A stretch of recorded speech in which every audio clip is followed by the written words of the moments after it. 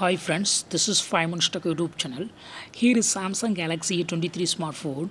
In this video, we will learn how you can set double tap to wake up the screen in your phone Samsung Galaxy A23. First, go to the settings of your phone here and click on advanced features. Click on advanced features and click on motions and gestures.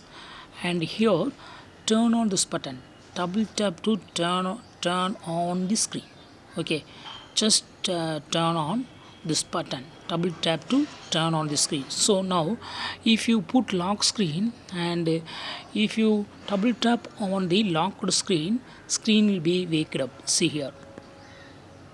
Yes, so in this way you can easily set double tap to wake up the screen in your phone Samsung Galaxy A23. What you have to do is just turn on this button, double tap to turn on screen, and you can just enable it. And if you tap twice on this on the locked screen, screen will be waked up. That's all friends, thanks for watching, bye.